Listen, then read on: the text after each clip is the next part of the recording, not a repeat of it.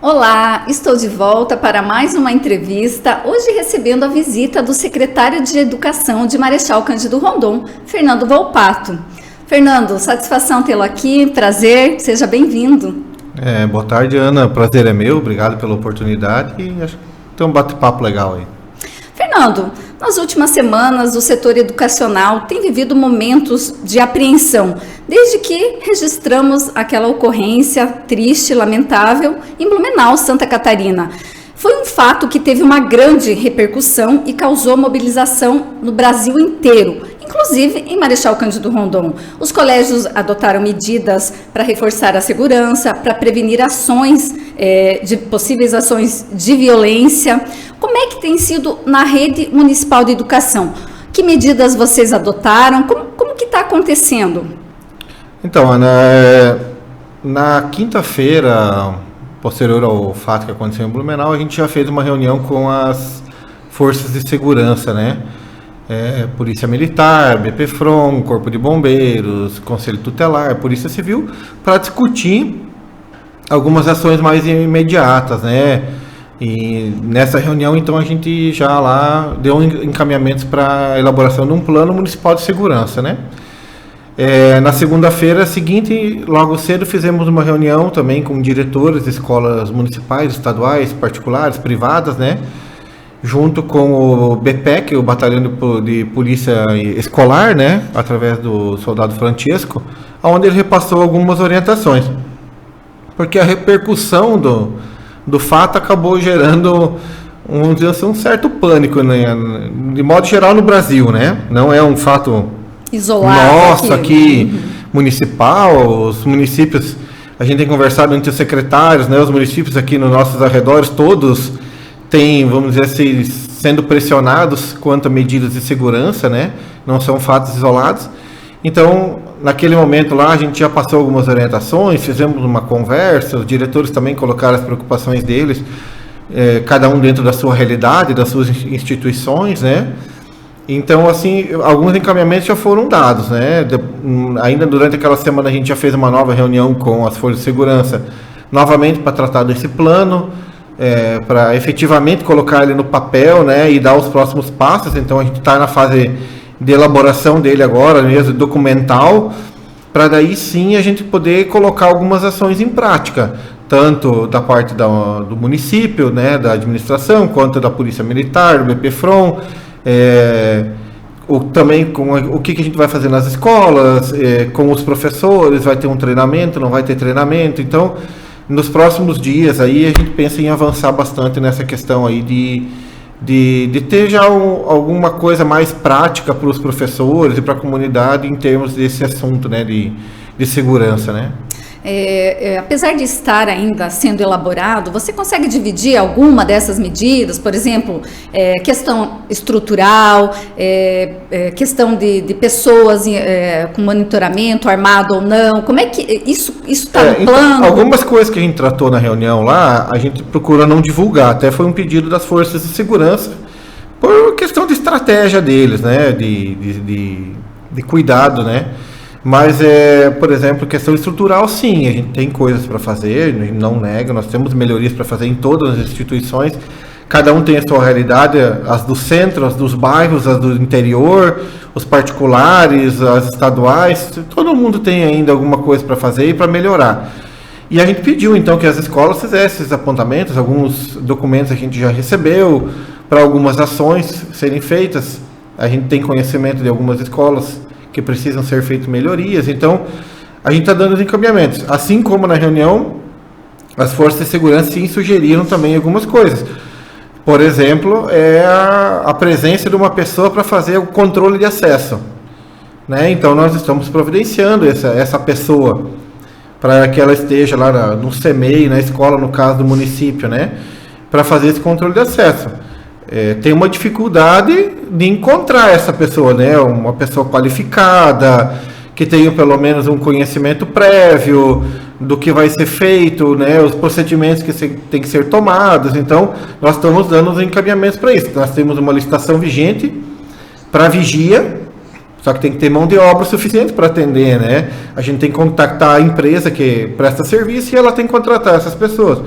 Só que a gente tem que colocar alguns limites também para ela, porque ela também não pode colocar qualquer um lá, que talvez estaria lá para fazendo segurança e no futuro aí pode ser que uma situação que ele seja uma pessoa não qualificada e possa causar algum problema para nós. Então, tem essa questão aí que a gente tem que trabalhar na fase de contratação, alguns cuidados, não simplesmente do dia para a noite colocar alguém lá que não seja qualificado para essa situação.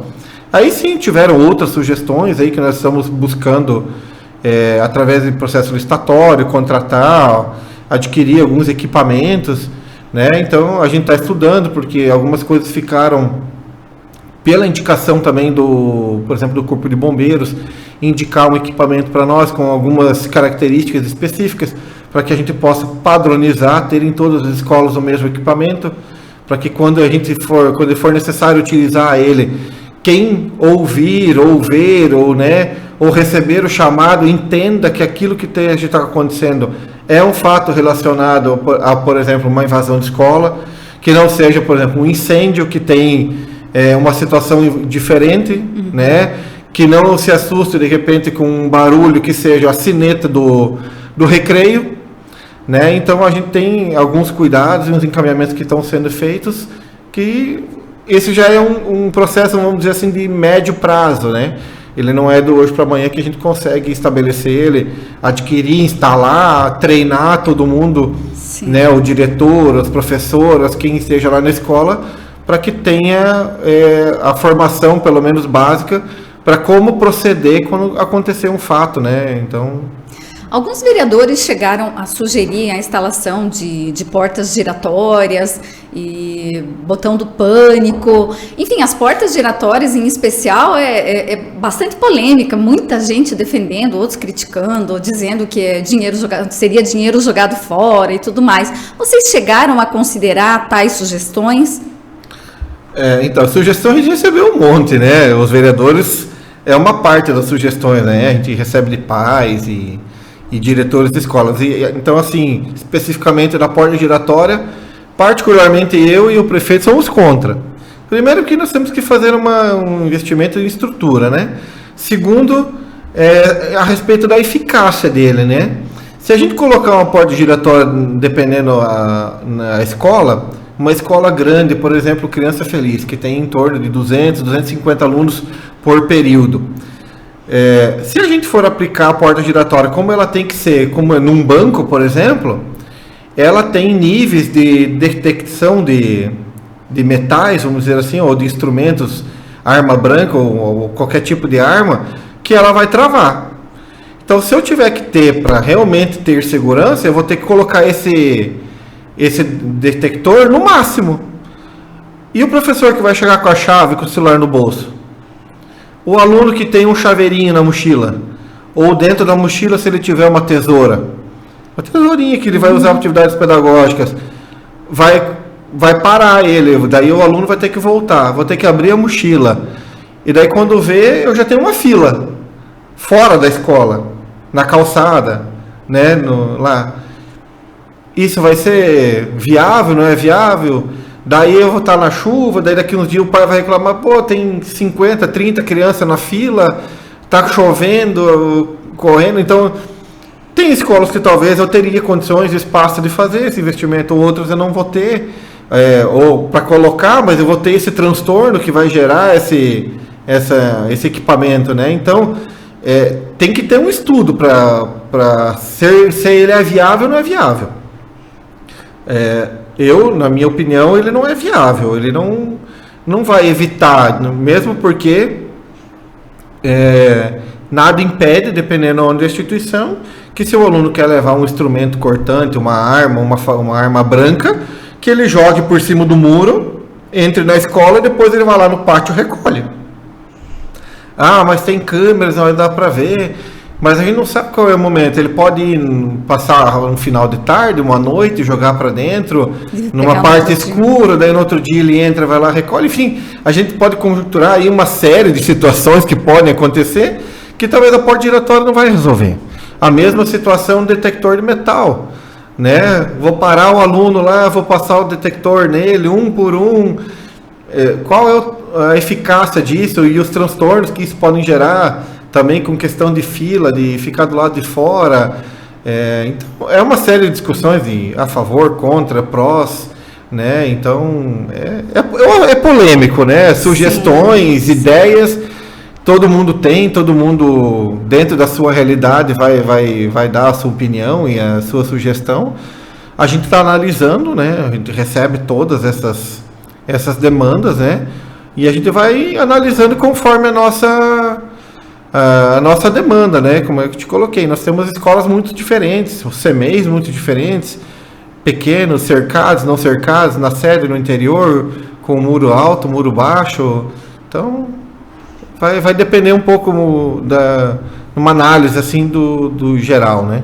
Fernando, nós temos observado alguns pais e até alguns educadores comentando sobre a questão do policiamento preventivo, que tem sido feito já desde que, né, poucos dias depois que vocês fizeram aquela reunião, a gente observa todo um esforço por parte das polícias de Marechal fazendo esse policiamento. Mas alguns pais e educadores, inclusive até nas redes sociais do jornal, há muitos comentários em matérias nesse sentido do policiamento, de que, assim, em algumas escolas eles observam policiais presencialmente, em outras não há policiais, há aquela questão somente da ronda. E aí alguns ficam comentando, mas na escola do meu filho não tem, fica todo aquele comentário. A Secretaria de Educação recebeu comentários nesse sentido, reclamações, enfim, eu gostaria que você falasse um pouquinho sobre. Então, Ana, a gente recebeu sim, porque chega dos diretores e os diretores acabam encaminhando para a gente. Mas assim, essa foi uma ação do governo do estado, né? Com o policiamento, né?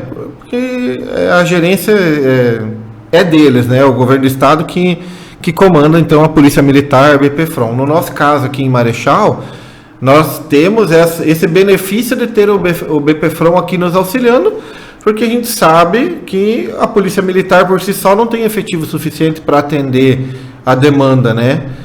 De todas as nossas escolas e particulares e em todas as instituições. Então, a partir da semana passada, quando o governador anunciou que ele estaria reforçando o policiamento nas cidades com os alunos os policiais que fazem parte da escola de formação da Polícia Militar, nós tivemos esse reforço aqui no município através do BPFROM. Eles estão tendo um grupo de alunos que estão em formação aqui, então eles foram designados para fazer essa formação. Pela informação que eu tive, através de conversa com o Major Prado, então esses policiais aí foram designados com prioridade para os CMEs. Pelas crianças serem menores, mais vulneráveis, né, tem uma dificuldade ali de locomoção, então a prioridade foi para esse público, mas eles continuaram designando o pessoal para fazer ronda, né? Logicamente, acredito eu não tenho esse conhecimento lá da Polícia Militar, por esses policiais estarem ali fazendo o reforço e serem de uma escola de formação, eles têm que ter uma supervisão de um policial, vamos dizer assim, já formado, ou da ativa, né, que tenha já o conhecimento necessário. Daí eu já não posso dizer por eles se eles têm condições de dividir essa turma toda que eles têm aí para atender a nossa demanda. Provavelmente, acredito eu, que seja essa uma das situações, que algumas escolas têm alguns policiais fixos, sim, por causa do CMEs, que era um pedido nosso também, para tranquilizar os pais, que era um pedido também das direções, em razão da faixa etária das crianças mesmo. Mas a questão da ronda daí estaria relacionada a essa questão de terem mais policiais para acompanhar os da escola de formação, né? De não terem mais policiais o suficiente para acompanhar os que estão em formação. Então, pela conversa que eu tive com o Major Prado, nas demais escolas estaduais e nas nossas municipais aconteceria essa ronda, né? Com uma maior frequência do que tradicionalmente acontece, né? Para evitar alguns tipos de situação. Então, imagino eu nesse caminho assim que a gente tem esse apoio da Polícia Militar através do BPFROM, da companhia, através do Capitão Zambon, né? A gente sabe que também o batalhão de patrulha escolar também está defasado, né? Hoje a gente tem a Soldado Joselane que aplica o ProERD e o soldado Francesco, esses são só os dois para fazer a patrulha escolar, né? Então, parece que eles vão receber um reforço também nos próximos dias aí, justamente de alguns policiais dessa escola de formação, que talvez vão vir para Marechal para auxiliar eles, porque a gente tem uma demanda também grande de escolas, né? Hoje a gente tem 25 instituições do município, nós temos 12 escolas estaduais, nós temos aí pelo menos 7 ou 8 instituições particulares para atender, então, e elas estão distribuídas ao longo do município, interior, sede, sim. Todo mundo quer, mas acredito eu, pelo que eu tenho visto deles, eles têm feito o melhor possível para atender a demanda de todos, né?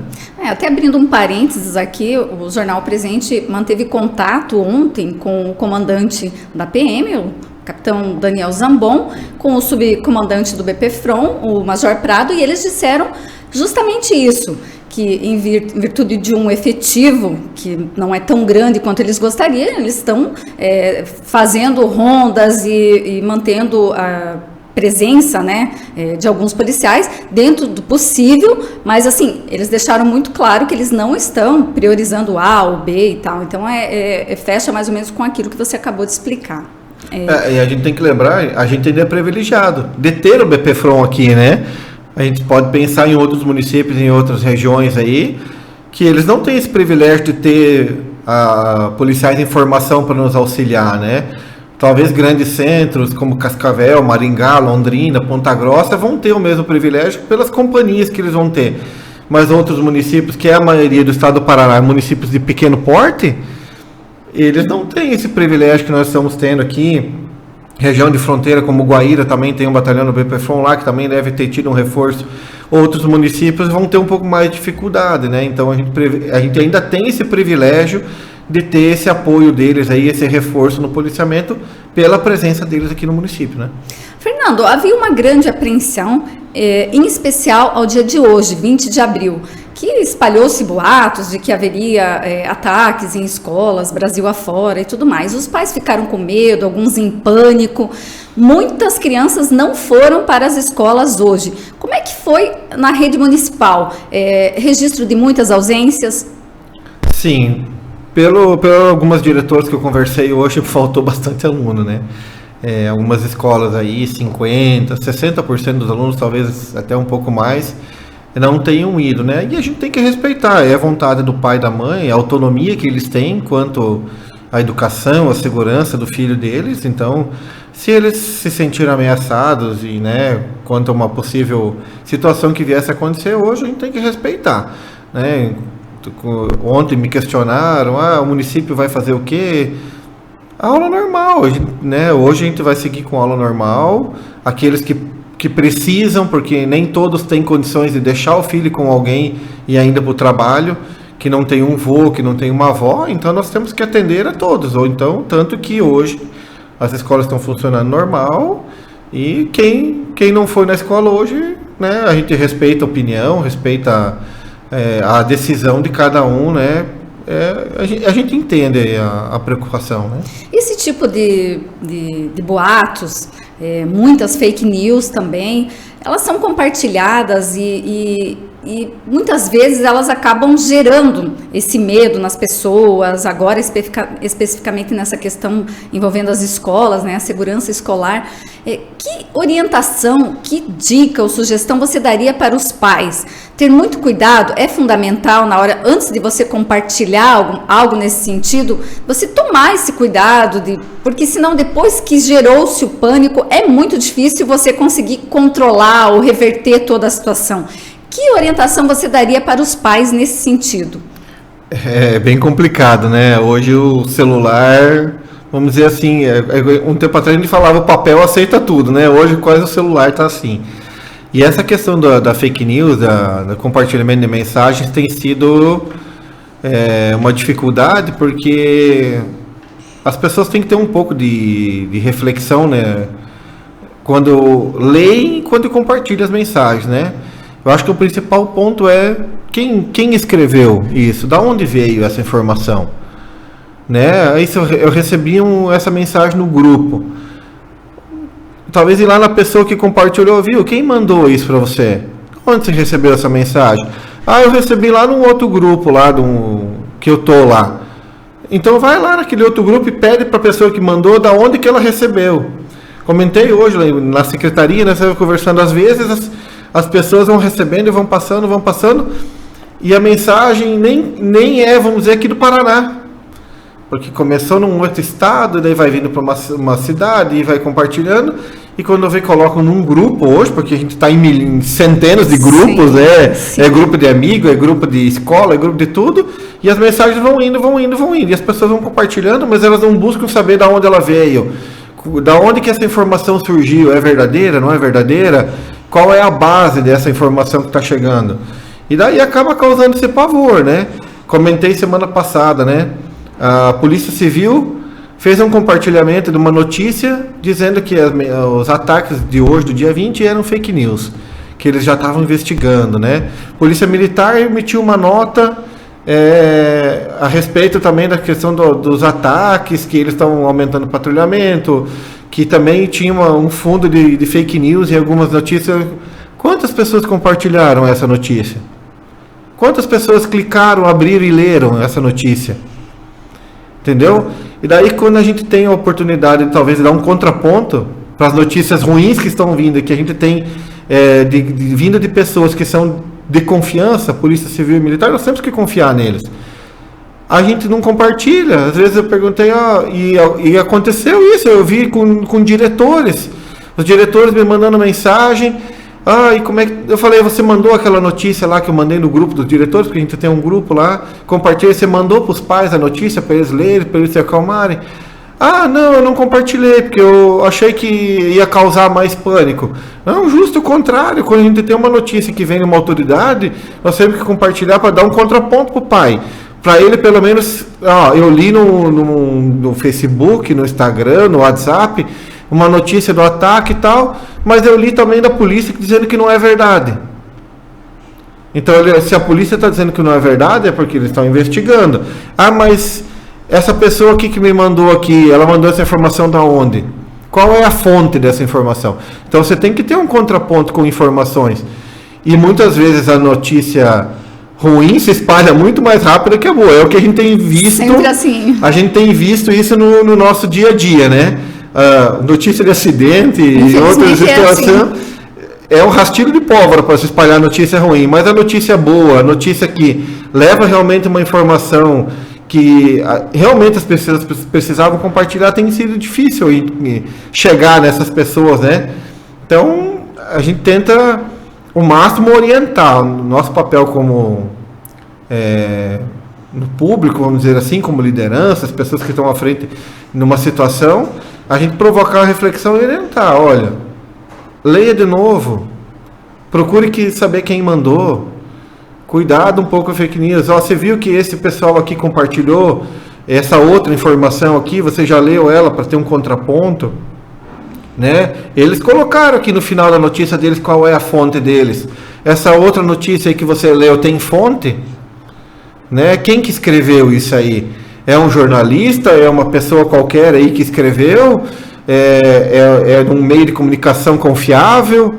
Então, a gente tem que fazer essa mensagem para as pessoas lerem, entenderem e refletirem sobre aquilo que está acontecendo, sobre aquilo que eles estão lendo e buscarem. Na dúvida, eles têm que continuar perguntando, buscando informação, né? Então, mas é um trabalho a longo prazo, né?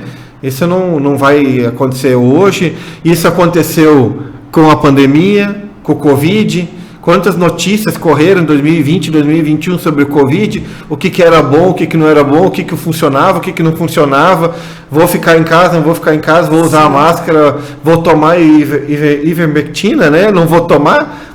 É uma situação bem semelhante que nós estamos vivendo hoje, só que com notícias de tragédia, né? Então a gente tem que sempre buscar informações, né, de ambos os lados. No caso, hoje a gente está vivenciando notícias de tragédia e nós temos que buscar a informação das autoridades policiais, porque são eles que vão ter talvez a informação da investigação, de conhecimento mesmo do que está acontecendo, né? Fernando, aproveitando o gancho que você comentou da pandemia, a pandemia foi algo assim bastante difícil para o setor educacional. Era algo que a gente nunca tinha vivido, experimentado, e assim, o setor de saúde, educação, acho que, né, claro, impactou todos, mas assim, de alguma forma, eles tiveram um impacto muito grande. E agora vem toda essa questão que a gente tem a impressão de que não vai mais mudar. A gente sabe que já vem acontecendo ataques, não são novidades, mas parece que eles, né, tendem a ter uma frequência maior. A gente acompanha aí no Brasil, acho que se não me engano, desde 2011 já foram mais de 10 ataques. É algo que talvez seja uma realidade que a gente tenha que saber lidar. Como não deixar o setor educacional como que eu vou dizer, se abalar, assim, sabe, se desestabilizar totalmente, porque é uma pandemia, aí agora vem essa questão, querendo ou não, de novo, pais preocupados, professores, toda a rede, alunos, até mesmo alunos que entendem um pouco mais, como fugir disso, como encarar essa realidade sem deixar que ela atinja tão fortemente, de uma forma negativa, o setor da educação. Eu acho assim, né, como a gente tem que talvez olhar pelo lado positivo das coisas que estão acontecendo. Esses dias eu fiz em casa, a gente vai olhando algumas coisas, eu fiz uma reflexão. De 2012, 13 agora para cá, nós tivemos alguns fatos que mudaram bastante essa situação. O primeiro, há 10 anos atrás, está completando esse ano, o caso da Boate Kiss. O que aquele caso da Boate Kiss transformou a nossa sociedade? Todo mundo voltou os olhos para a segurança, para um outro viés. Fuga, incêndio, preparação para combate, prevenção ao incêndio, extintor, saída de emergência e tal. Eu acho que foi um primeiro momento que não era específico da educação, porque aconteceu num outro, mas a educação entrou junto.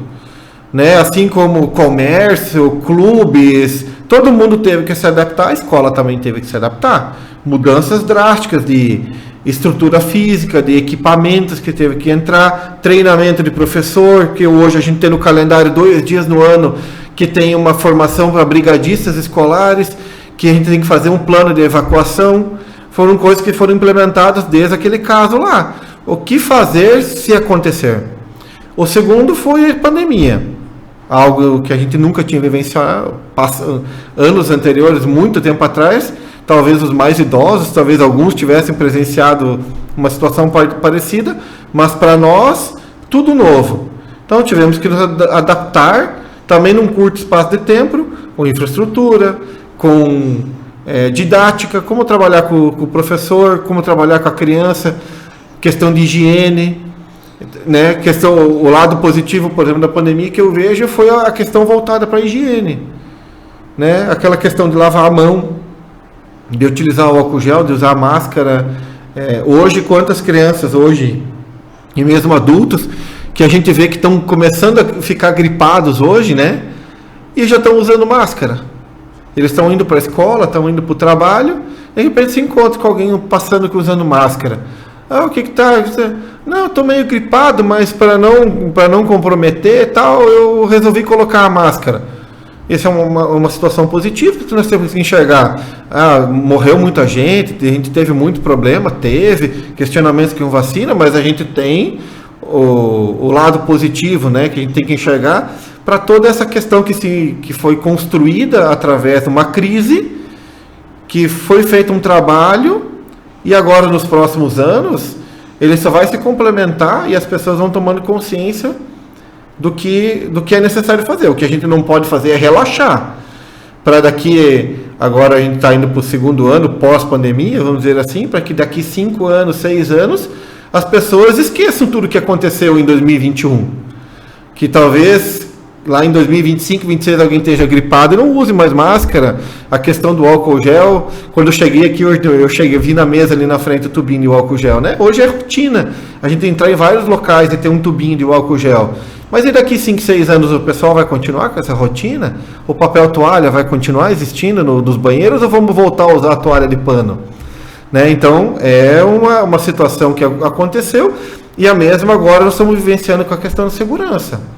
Né? A gente está tendo, vamos dizer, uma crise de segurança pelo pânico que tem sido causado pela ameaça dos acontecimentos, por falas, às vezes inadequadas de algumas pessoas, e marcando com datas, né, relacionando datas com acontecimentos históricos, e daí anunciando que vai acontecer, mas para isso tudo a gente está se preparando, né? Já havia uma preparação, mas alguns pontos nós estamos vendo que não é suficiente, então nós temos que melhorar, então nós vamos nos aprimorar, né?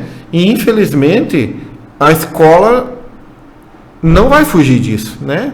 E daí, como você disse, está todo mundo preocupado, pai, mãe, professor, funcionário, todo mundo preocupado e sobrecarregado, porque daí quando você chega lá no professor, é o professor que no plano de abandono do incêndio, é ele que tem que estar preparado, é o professor que lá na pandemia teve que se adaptar para corrigir as provas, para fazer atendimento online, para utilizar o celular dele. Agora, numa situação de ameaça, é de novo o professor que está na linha de frente. É ele que tem que estar preparado para se acontecer alguma coisa. Se alguém entrar aqui na minha escola, o que eu vou fazer? Quem é o adulto da escola? O professor, o diretor, o secretário, o funcionário que está lá. E de novo eles têm que estar preparados, né? Então assim, eu já vi pessoas falando, mas isso não é minha função, isso é função da polícia, isso é função de segurança fazer, mas eu penso que isso é uma questão de cuidado próprio. Quando a gente repassa para eles um vídeo, uma cartilha, uma situação uma informação para preparação deles, a gente está pensando inclusive na segurança deles, né? Porque você vai fazer o que se acontecer um ataque? Você vai sair correndo e vai deixar seus alunos na sala? Não vai. E a polícia não vai estar lá naquele momento, ela vai ser acionada, vai ter de repente, dependendo da situação ali, 5, 6, 10 minutos até que a segurança chegue, que seja acionada e ele chegue lá para aquele período ali, a tua decisão que vai refletir no resultado da ação. Então, o professor tem que estar preparado. Infelizmente, é ele que tem que assumir essa responsabilidade momentânea. O que fazer para poupar a minha vida e a vida dos colegas, das crianças que estão aqui?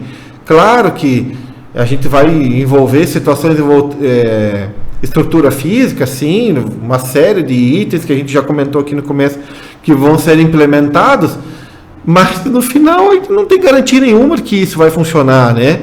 A gente pode colocar uma pessoa lá que, se o cara quiser atacar, ele vai lá, ele vai atacar essa pessoa, e depois? Qual é o segundo passo? E tem toda a questão também, muitas vezes você se prepara para algo que vem de fora para dentro, mas muitas vezes o potencial problema, ou enfim, pode estar dentro. Exato. E aí, então assim, é muito complexo, não é, Fernando? Muito complexo, Essa questão dos ataques, isso também cabe uma reflexão aqui.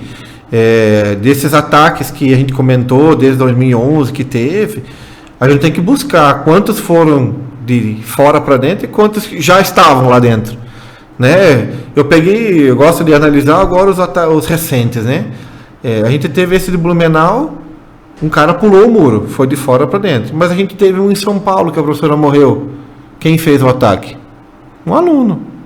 A gente teve uma situação há pouco tempo em Toledo, que causou um pânico ali no colégio particular, que foram lá e escreveram na porta, piazada, os alunos para fazer algazarra, pânico. Depois foi verificado que era só uma situação para causar... Mas foi o aluno que foi lá na porta e escreveu. Aconteceu em Guaíra, uma situação que foi noticiada, também apreenderam lá, era um menor, era um aluno, não era alguém de fora, né? E assim a gente vai tendo outras situações. Se eu não me engano, eu acho que teve uma situação de um ataque em Goiás, também há poucos dias, foi um aluno. Em Manaus aconteceu uma situação, era aluno também. Poxa vida, o problema está dentro ou está fora da escola? Tem problema fora? Tem, nós temos que nos preparar? Temos, nós temos que tomar as medidas, mas e o que a gente está fazendo de dentro para fora? Né? Qual é a nossa preparação se isso acontecer?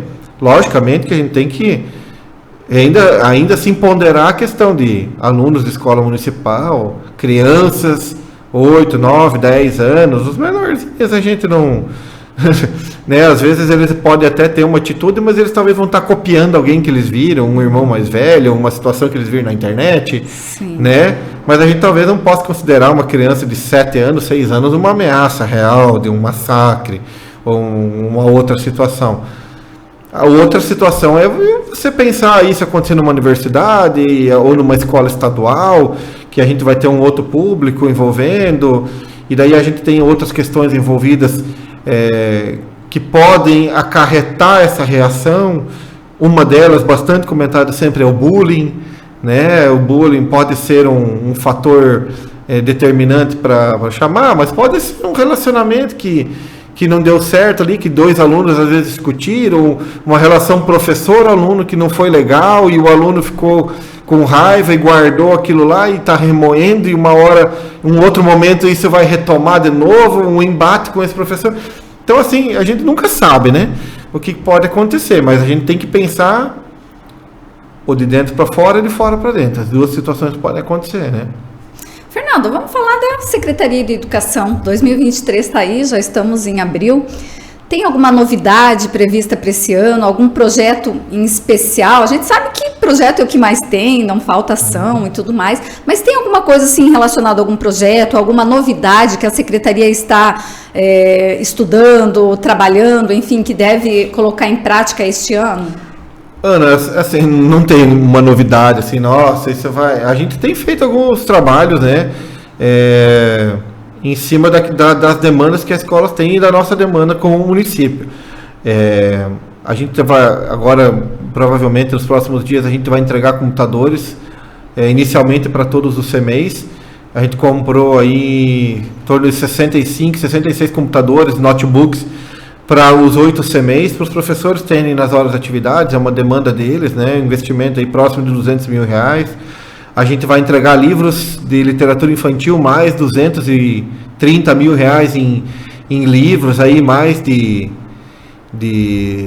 são 10, 13, 4, 5, quase 5 mil livros que nós compramos de literatura infantil. Já é uma segunda compra, porque no primeiro mandato do prefeito Márcio a gente já havia feito também uma compra grande, também próxima a R$150 mil na época, de também quase 6 mil livros que foram distribuídos para as escolas. Então agora a gente já está renovando esse processo de literatura, mas eu acho que o grande passo que nós vamos dar é a licitação da escola nova lá no Boa Vista. Foi divulgado há pouco tempo aí que o nosso município agora está chegando a quase 56 mil habitantes, né? E isso tem sido uma tendência do município, o crescimento, e isso a gente tem visto na educação, reflete lá. Esse ano eu ainda não tive tempo com os meus técnicos de fazer o levantamento, mas ano passado a gente fez uma estatística, até na metade do ano nós tínhamos recebido mais de 200 alunos de fora do Paraná. Né? Então, assim, fora os alunos que vieram aqui de dentro do Paraná, transferidos de outros municípios, né? A gente pegou só de fora, que vieram da Bahia, do Maranhão, de Goiás, do Distrito Federal, do Mato Grosso do Sul, Santa Catarina, Rio Grande do Sul. Então, se tu pegar esses 200 alunos, aí dá uma escola. Dá quase 8 turmas, se a gente colocar essas crianças entre cada uma. Então, a gente está com sala muito cheia, né? A demanda do Boa Vista é muito grande, pelo plano diretor é uma área que vai se expandir muito, né? Foi liberado a área para construir até quase lá próximo do Lira, né? Então a tendência nos próximos anos é que aquela demanda para aquela região cresça bastante, e então a gente já licitou com recursos próprios, aí o prefeito entendeu que era necessário. A gente tentou via emenda parlamentar esse recurso, mas a gente não conseguiu através do PAR, governo federal, mas devido à nossa cidade o prefeito entendeu, sim, nós precisamos construir uma escola. Ela já foi licitada.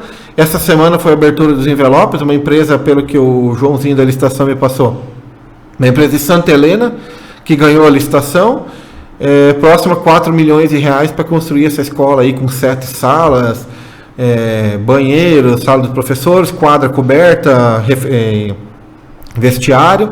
Então vai ser um investimento muito bacana aí que vai ajudar muito no município de uma maneira geral.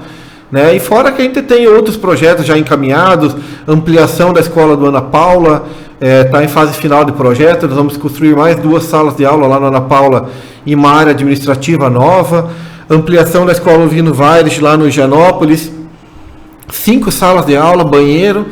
A gente quer cercar toda a área da escola, porque na parte de baixo lá tem uma quadra que foi construída anos atrás lá, só que ela é aberta hoje, a comunidade usa lá e infelizmente destrói, tem uma galera que vai lá e não cuida, então a gente acho que já trocou 5, 6 vezes a tabela de basquete lá, porque o pessoal vai lá e acaba destruindo, então a gente quer cercar toda aquela área, fazer um parquinho novo para aquela instituição lá que também está encaminhada. Então assim a gente tem outros projetos. Ontem estive em Arapongas, visitando o município lá. Arapongas, primeiro município do Paraná que implementou a Escola Cívico-Militar Municipal, na rede municipal. Até então a gente só tinha na rede estadual, né? Então fui lá conhecer, conversei com o prefeito um tempo atrás, porque eu recebi o major da Vila Militar lá de Curitiba alguns dias atrás, junto com o Coronel Wellington. Ele trouxe o projeto para nós, achamos bacana, e ontem eu fui lá conhecer a escola lá. Sensacional o projeto que eles têm lá, as crianças todas fardadas, bonitinhas, com a presença de militares lá dentro da escola, militares da reserva, mas que estão lá para auxiliar os professores, a coordenação, a direção, na questão disciplinar mesmo, né? Eles têm umas questões específicas que cabem a eles têm uma divisão de tarefas lá, mas assim, achamos, eu e a assessora que foi comigo, a Carmen, e achamos muito bacana a ideia, tanto que fomos surpreendidos ontem quando estávamos retornando. O governo do estado marcou para terça-feira da semana que vem uma reunião sobre a implementação de escolas cívico-militares nos municípios do Paraná. Então a gente já está ali dando um passinho junto com o governo do estado, pensando nessa situação, e se tudo der certo, a gente conseguir agora nos próximos dias dar alguns passos em relação a essa situação. A ideia é que ano que vem a gente implante a primeira aqui no município, né? Se for vontade do prefeito e a gente conseguir fazer as adequações nesse sentido, tanto documental como estrutural também, para atender. Mas aí seria uma nova escola ou vocês escolheriam uma e adaptariam para... A ideia é como Arapongas fez. Arapongas, quando implementou o projeto, pegou uma escola que já existe. Uma dessas que a gente já tem.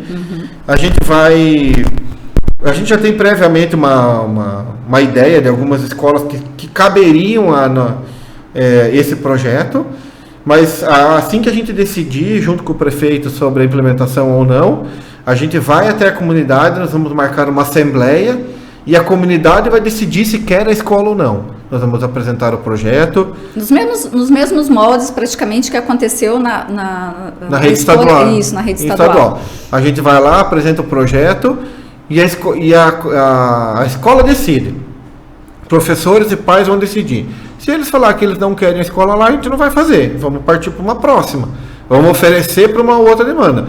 Agora, se for vontade da maioria, nós vamos implementar. Tem uma mudança de currículo que tem que acontecer, então é mais parte burocrática, documental junto com o núcleo de educação, e tem questão de uniforme, que daí nós vamos ter que fazer uma licitação específica para uniforme, para essa demanda, que é o fardamento que eles utilizam, tradicional e característico da escola. Então, são alguns das nossas demandas aí que a gente está caminhando. Então já tinha novidade, olha aí. Tem. Essa da Escola Cívico-Militar é uma novidade aí, que a gente já está pensando, sim. Fernando, um dos grandes investimentos da Secretaria de Educação foram nas lousas digitais. Um projeto que teve um custo muito grande, teve até algumas polêmicas e tal. Como é que está hoje? Vocês estão atingindo os resultados que vocês imaginaram com as lousas? É que assim, Ana, eu acredito que sim, né? Tem muitos professores utilizando. Só que ele é muito sazonal. A lousa digital é uma ferramenta auxiliar. Ela não é a solução do problema. Mas ela está lá para auxiliar o professor a trabalhar com um determinado conteúdo que ele queira complementar aquilo que ele planejou, que tem no livro didático. Então, assim, sim, né? Como todo equipamento eletrônico ele dá problema, né? Ele tem sensores e às vezes esses sensores descalibram, então você tem que fazer uma calibração. Às vezes os professores não conseguem, nós temos que chamar assistência técnica. O pessoal demora para vir, porque é de São Paulo, então gera uma reclamação. Está 2 semanas, 1 mês, 2 meses precisando de manutenção. Mas para isso a gente já está buscando uma solução. Eu vou chamar do concurso público, já conversei com o secretário de administração 2 técnicos de informática para minha secretaria, porque eu tenho essa demanda, porque o pessoal lá do TI da prefeitura também não consegue atender a demanda, porque eles atendem a prefeitura toda. Sim. E daí se eles tiverem que ir para a escola, o negócio vai complicar para eles. Eles também não acabando atendendo, mas na medida do possível eles conseguem atender a gente. Mas de uma maneira geral eu acho que a lousa digital tem alcançado o objetivo. Claro que muito do trabalho com ela vai da prática, assim como o celular, um computador, a gente vai usando e a gente vai aperfeiçoando o uso das potencialidades que ela pode dar, né? Se eu não uso, eu vou esquecer. E daí quando eu vou querer usar, como é que eu faço isso aqui mesmo? Eu já não lembro. Eu tenho que chamar alguém. Uhum. Então, à medida que eu vou usando, eu vou descobrindo, né? Ela tem uma série de ferramentas né, para ser utilizado. Vai muito do professor também, vai muito né, do interesse do professor. A ferramenta está lá, né?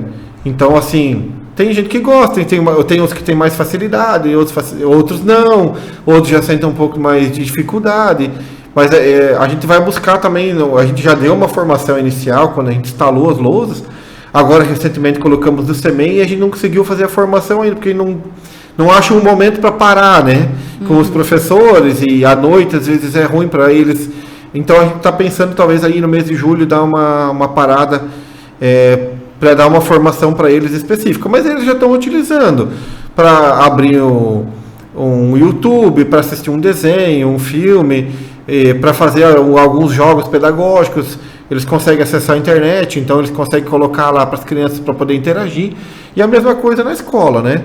Então, assim, vai muito do uso do professor, da repetição, né? Tem professores que usam lá para projetar textos, para fazer leitura em conjunto, outros para trabalhar ciência, geografia, história.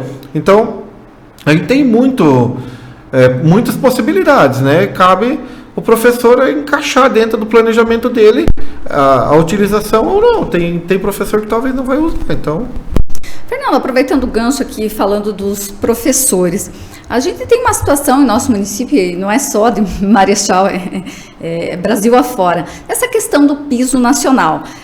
Nós tivemos algumas manifestações em Marechal, inclusive recentemente uma em frente à prefeitura, e algumas pessoas que estavam à frente do movimento diziam que buscariam uma reunião, um encontro com o prefeito para conseguir conversar, para ver se chega a um consenso em relação a esse assunto. Como é que ficou? Essa agenda aconteceu? Eles buscaram? Ainda não aconteceu? Sim, eles fizeram contato com a secretaria e a gente agendou a reunião com o prefeito, né? Mas como a gente lá na prefeitura não tem um espaço, vamos dizer, para o prefeito receber todos lá no gabinete, a gente sugeriu a criação de uma comissão para que eles fossem recebidos. Então eles não aceitaram. Então a reunião estava agendada e eles desmarcaram porque eles entendem que o prefeito tem que atender o grupo todo. Respeitamos a opinião deles, então, por enquanto, esse encontro não aconteceu. Tinha a possibilidade da agenda com uma comissão, então eles não aceitaram. Mas a questão do PIS é polêmica, né? Em outro momento eu já disse, eu sou a favor de pagar, eu não sou contra. Eu acho que na medida do possível, eu também sou professor, depois de deixar de secretário, eu vou voltar para a sala de aula e eu também quero ganhar, né? É o meu sustento, eu vou precisar. Mas hoje, na minha posição de gestor, eu tenho que pensar em várias possibilidades e uma delas é sobre a legalidade, né? E é uma discussão que está acontecendo. Os sindicatos dizendo que sim, que tem possibilidade de legalizar, o governo federal emitindo 2 portarias. E daí a gente vai conversando com alguns advogados, algumas pessoas envolvidas que têm um pouco mais de conhecimento sobre essa questão legal. Dizem que alguns dizem que a portaria tem validade, outros dizem que não tem validade, porque ela está numa hierarquia menor do que, por exemplo, numa lei. A lei e a Constituição estão num patamar muito superior. Então, hoje a gente tem a emenda constitucional que regulamenta o Fundeb, que foi em 2020 implementada para o novo Fundeb. Lá ela diz que o novo piso magistério será regulamentado por lei e revoga algumas situações anteriores a isso. Então, no entendimento hoje do jurídico da prefeitura, essa situação ela está impedida de acontecer a implementação do piso por essa situação, questão legal, né? Então há essa discussão se pode, não pode, pagar ou não pagar. Claro que daí já teve outra discussão, mas o prefeito pode fazer uma lei municipal e pagar? Pode, e o prefeito Márcio sabe disso. Só que daí ele tem que levar em consideração outros critérios. Ele tem lei de responsabilidade fiscal, ele tem folha de pagamento que ele tem que observar, né, o impacto financeiro desse pagamento aí esse ano foi perto de 14%, 13%, o ano anterior foi 33% que foi dado reajuste e tal. Qual é o impacto financeiro dele aplicar esse reajuste aí no índice prudencial? Ele tem que levar em consideração essa situação também.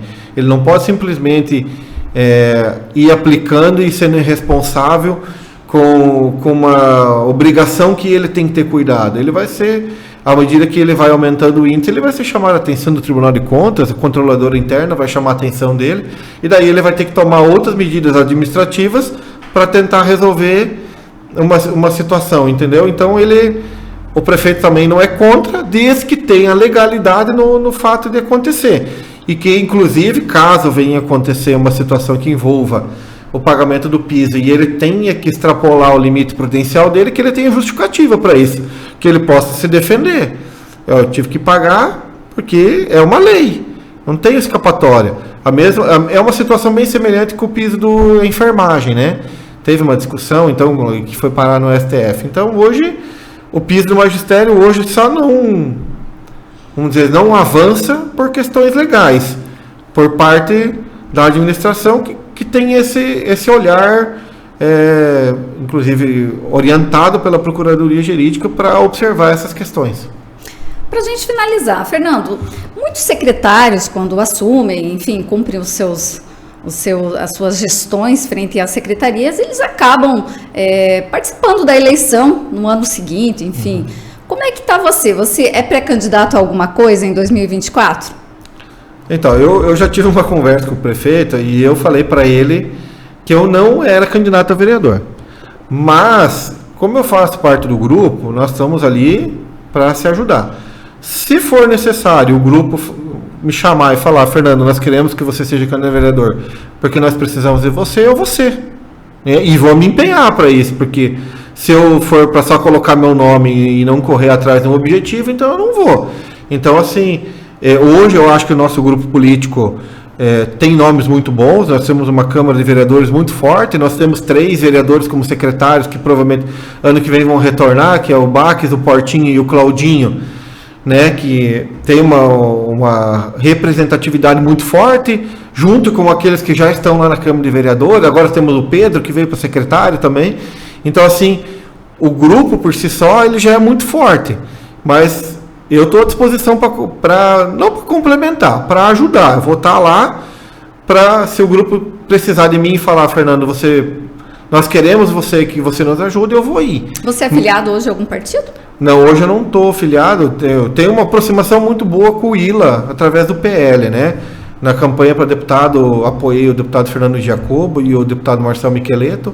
Tenho tido uma aproximação muito boa também com o vice-prefeito Cuila.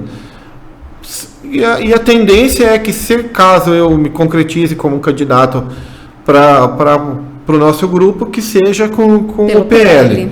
Que seja com o PL. Mas a gente tem um ano ainda pela frente aí, conversas podem surgir muito. Assim como a gente tem muita gente que não está dentro da administração pública e tem vontade de ser candidato a vereador. E esses nomes ainda vão surgir. Então, até a gente chegar lá na formação da chapa, ainda tem muito caminho pela frente, né? Tá certo, Fernando. Foi um prazer recebê-lo aqui pela primeira vez, né? Na entrevista aqui no estúdio com a gente. Assuntos nem tão agradáveis, né? Muitas vezes, mas assim, pertinentes, são assuntos do momento, e eu quero agradecer a sua disposição em aceitar o nosso convite e vir aqui fazer esse bate-papo conosco. Eu que agradeço o espaço, a oportunidade, né? Como se diz, a primeira vez, né? Mas, como você disse, né? Os assuntos fazem parte do nosso dia a dia. A gente tem que estar envolvido com eles, a gente tem que administrar eles da melhor maneira possível. A gente não vai agradar a todos, né? O município é muito grande, situações, opiniões, todos têm de forma variada, né? Mas a gente está lá, como o prefeito Márcio disse, a gente está lá para trabalhar, para fazer o melhor para a nossa população, e eu acho que a gente está no caminho certo. Tá certo, muito obrigado. De nada. Nós vamos ficando por aqui. Obrigado pela sua companhia. O Presente, você bem informado.